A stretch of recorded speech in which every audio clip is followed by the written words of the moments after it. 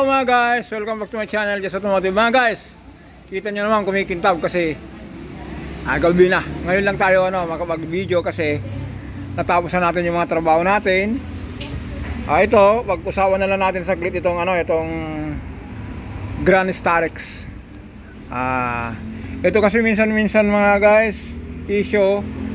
Kung halimbawa po may tagas yung valve cover, papalitan, magbubunot ng ng injector, tapos kabitan ng bagong valve cover gasket, mamaya ayaw nang umandar. Mamaya may tatawag, meron nagte-text, Kuya Jess, napanood ko yung video mo, may mga Starex kang ginawa, anong ginawa mo, bakit umandar? Samantala yung pinalitan lang namin ng valve cover gasket, ayaw nang umandar. Yan yung mga madalas na tanong. Ang bigay ko lang na mga guys, be careful lang po. Kung magbunot po kayo ng terminal, separate nyo na po ito kasi po, kung pasinin nyo po nyan, may mga number po nyan. Pasinin nyo mga guys patulad po nyan, yan, injector. Anong pasinin nyo guys kung anong pinagkakaibahan po nyan. Ayan po. Dito sa uno, halimbawa sa uno, 12, 9, 11, yan. Ganito rin dito. Ayan. I-capture nyo mga guys, picturean nyo po nyan, tapos check nyo po yung yung mga part number. Kasi mga guys, sa mga ganitong model, minsan naka-reprogram po yan, naka-reprogram po bawat isang injector po kung saan nakapwesto. Kaya nga po sabi ko, back to proper place. Dito na tayo, nag-ingkisan tayo sa mali-mali. Kung saan nyo po tinanggal mga guys, dyan nyo rin kakabit. Tapos beko yung sinabi kong yung konting ingat. Ingat talaga. Kung binunot nyo po itong injector, huwag nyo pong basta-basta ibagsak. Kasi po, napakaselan po yung mga ganitong Delphi type na injector. Konting lang po nyan, ayaw nang umandar. Aandar ng ilang segundo, tapos mamatay, ayaw nang umandar. Kung wala kayong scanner po na magre-reset po dito sa sa injector, mahirap po, hindi nyo pa mapaandar. Tapos dito po, kung mapansin nyo po, ang linis po ng kadena, yung chain nya po napakalinis. Kasi po, ang ginagamit natin lang is, ever since po nung nagtrabaho to sa auto supply kay New Bay, dati North Bay, ngayon New Bay ngayon, 1992, kilala natin si Caltex sa Langis.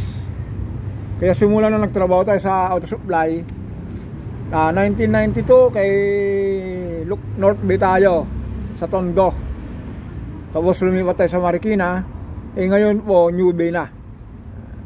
Tapos umalis po tayo doon 1997, pumasok tayo kay Lukban 2000, umalis tayo sa kanya 2010.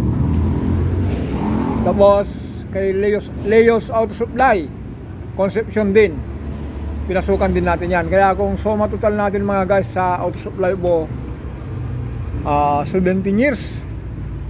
Kay Leos Auto Supply po, parang 3 years po tayo doon. Kaya nga po, ang ko po lang dito, ang bibigay ko lang tip, ito, kung gaano po kalinis si Delo. Ito, wala tayong commercial dito hindi tayo binibigyan ng pero ito lang may share ko sa inyo. Kung ang makina nyo po, conventional, itong mga ganitong makina, hindi pa siya Euro 4. Yung 15W40 po, maganda po sa makina, sa mga pansinin nyo po kumikintab-kintab po siya. Yan.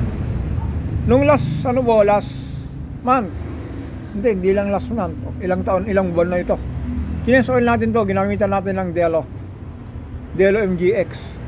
Yan. Kung meron kayong nakita dun sa mga vlog ko, yung sa ating small body ng ating binata, kahit gas po yun, dahil old model, Ang ginagamit ko po Delo. Kaya yan, Delo baka naman. Hindi ko ano po to ha, hindi ko wala tayong ibinibigay sa atin to, pero share ko lang po sa mga may-ari ng sasakyan. Kasi po, ulitin natin, lahat po ng ano ng comment po ng mga gagamit po ng Caltex. Sabi nila, iba daw ang trabaho ni Caltex o kaya si Delo. Ayan, ang sinunod natin yan. Ganyan din kalabasan. Ayan mga guys.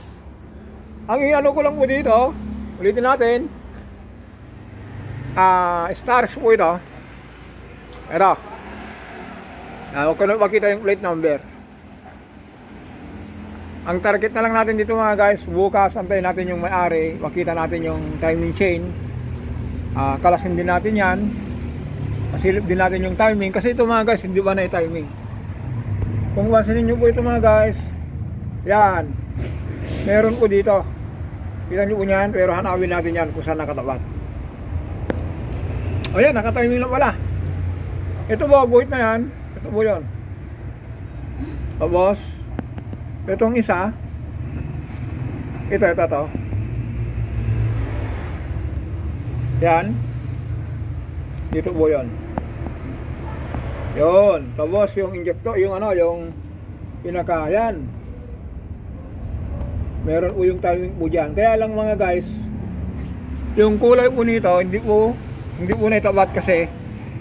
Dapat po itong mga ito, itong gold na yan, nakatabat dito. Kasi huwag kong umikot na yung makina, mawawala na po yan. Pwede natin makuha yung marking na yan. Katakot-takot lang na ikot. Okay mga guys, ulitin natin. Sa mga baguhan ng mga mekaniko, kung magpalit po kayo ng ano, ng valve cover gasket mo, ingatan nyo lang po yung ano, yung mga injector. Kung saan nyo po tinanggal po ito, tapos kung tinanggal nyo po yan, huwag nyo ibagsak. Yung tinatawag nila, yung mga ibang mekaniko na nag-fuel, ano, yung nag-airlock, yung injector po nun, ayaw na magtrabaho. Ay, ang ginagawa ng iba, pinapadala sa calibration, pinapa-calibrate. Yung tawag doon, yung pinapa-gising. Pero maiwasan po yun kung ang gagawin natin dito mga guys, pagbunot natin yung socket na to, ilawag lang natin kung saan natin ilawag, huwag natin ibagsak. Kasi po, yun po yung minsan na dahilan kung bakit ayaw nang umandar. Minsan nga meron tayong na-rescue, kung nakita nyo sa video natin sa malapit sa atin, Petron po yun. Ganito po yung ginawa. Sabi niya sa akin, Don, shout out sa'yo. Sabi niya, Jess, puntaan mo ngayon ginagawa ko, nagpalit lang ako ng valve cover, ayaw na umandar. Pero after that mga guys, napa-under natin, pero mga ilang minuto nagkaroon ng usok na kulay puti. Sabi ko din sa may-ari, sir, nag-reset lang tayo ito, nagpa-under lang tayo rito, pero kailangan natin i-check lahat yan, yung reading ng ng injector. Di bali mga guys, bukas magpa-under tayo nito, kaya Monday, kasi bukas Saturday may mga schedule tayo. Baga ito hindi ko muna magagawa to. Magkabukas muna tayo itong timing chain, timing guide, tensioner, para makapagbigay tayo ng presyo sa may-ari. Okay, hanggang dito lang tayo mga guys. For the next video, antayin nyo po kung paano po basahin natin yung yung bawat isang yung data po ng injector, at tignan natin po kung normal po yung andar niya. Okay, don't forget to subscribe, like and share. Maraming salamat.